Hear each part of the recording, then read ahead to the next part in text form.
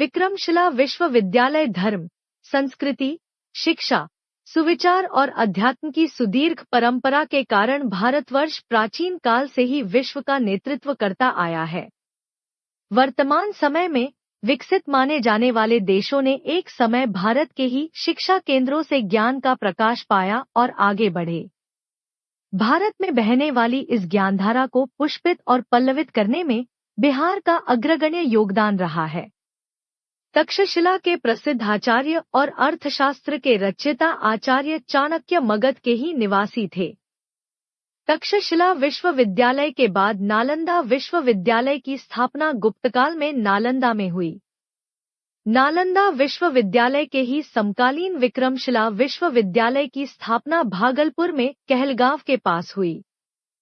प्राचीन शिक्षा केंद्र विक्रमशिला विश्वविद्यालय की स्थापना पालवंश के विख्यात बौद्ध धर्मावलंबी शासक धर्मपाल ने 775 से 800 ईस्वी में की थी।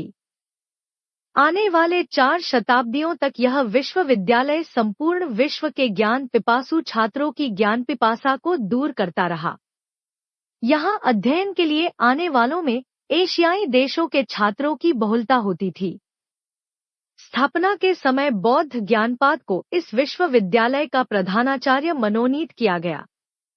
इस विश्वविद्यालय से संबद्ध विद्वानों में आचार्य रक्षित, विरोचन, ज्ञानपद, बुद्ध, जेतारी, रत्नाकर, शांति, ज्ञानश्री, मित्र, रत्न, ब्रज एवं अभ्यंकर के नाम प्रसिद्ध हैं।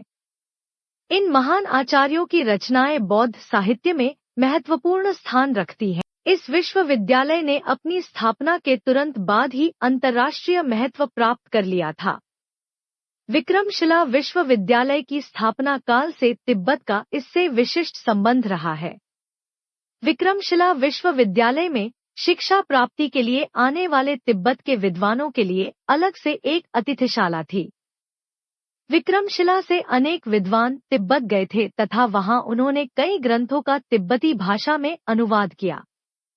इन विद्वानों में सबसे प्रसिद्ध दीपंकर श्रीज्ञान थे, जो उपाध्याय अतीश के नाम से विख्यात है। 9वीं शताब्दी के चौथे दशक में आचार्य दीपंकर विक्रमशिला विश्वविद्यालय के प्रधान आचार्य बने। समय समय पर इन्होंने नालंदा विश्वविद्यालय में भी अध्यापन कार्य किया। तिब्बती जनता और वहां के राजा के विशेष अनुरोध पर आचार्य दीपंकर तिब्बत गए। तिब्बत में ही ज्ञान का प्रकाश फैलाते हुए इन्होंने अपना शेष जीवन बिताया।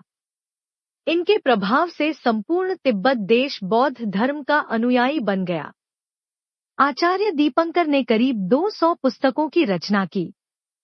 इन्होंने तिब्बत से बौद्ध भिक्षुओं को चीन, जापान, मलेशिया, थाईलैंड से लेकर अफगानिस्तान तक भेजकर बौद्ध धर्म का प्रचार प्रसार किया। पुरातात्विक साक्ष्यों और ऐतिहासिक प्रमाणों के अनुसार इन विश्वविद्यालय के केंद्र में एक महाबोधि मंदिर था तथा तांत्रिक शिक्षा के लिए 53 और सामान्य शिक्षा के लिए 54 मंदिर थे। इन 107 कक्षों या मंदिरों से मुख्य महाबोधि मंदिर घिरा था।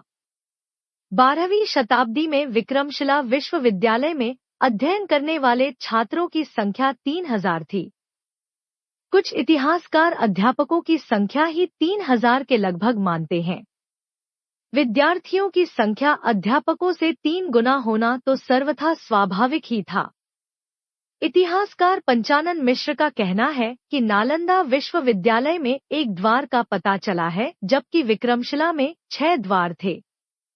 द्वार की संख्या 6 होने का तात्पर्य है कि यहाँ पर 6 विषयों की पढ़ाई होती थी, जिनमें केवल तंत्र विद्या ही नहीं बल्कि भौतिकी, रसायन विज्ञान, धर्म, संस्कृति आदि विषय शामिल थे।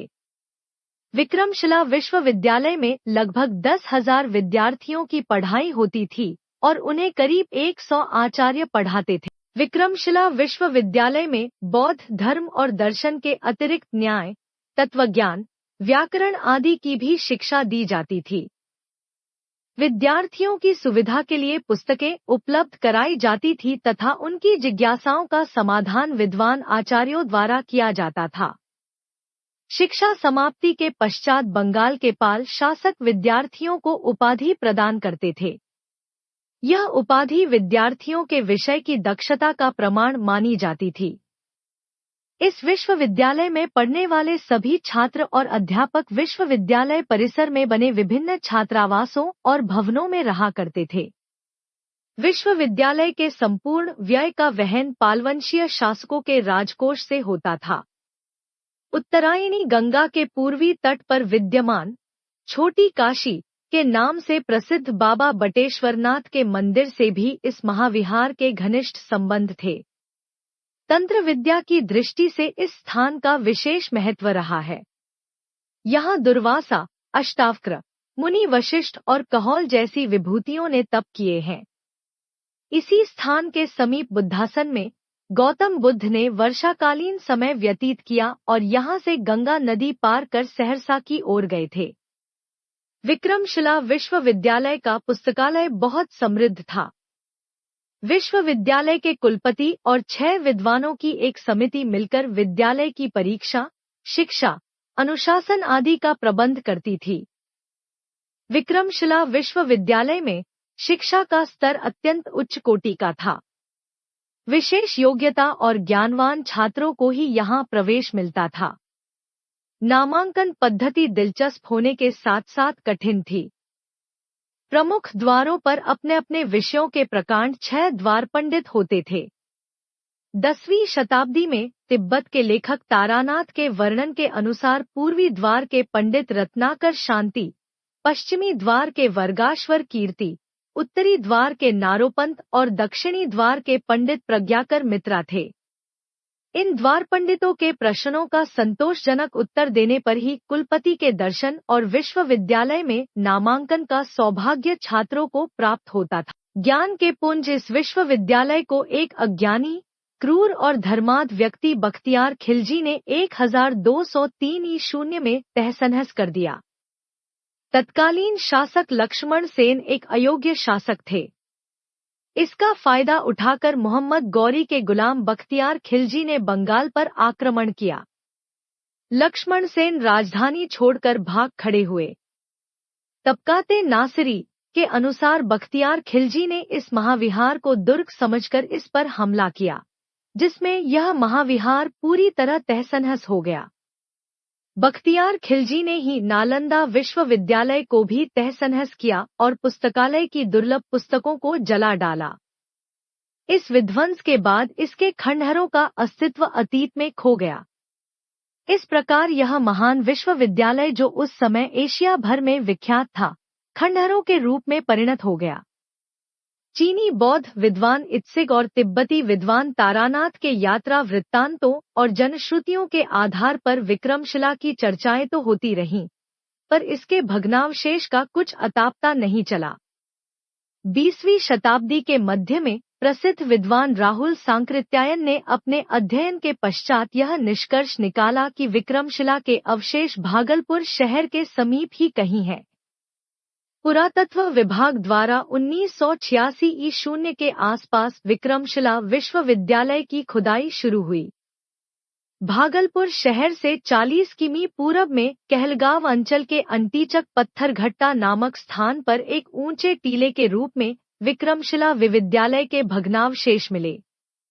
अब तक के उत्खनन से प्राप्त खंडहरों में से मुख्य भवन, प्राकृतिक रूप से वातानुकूलित पुस्तकालय, 107 कक्षा मंदिर, भीमकाय प्रस्तर स्तंभ, विशाल तिब्बती धर्मशाला, आदमकद नयनाभिराम प्रस्तर प्रतिमाएं, दीवार पर चिपकाई गई मृण मूर्तियां आदि इसकी प्राचीनता और समृद्धिशाली होने का संकेत देती हैं।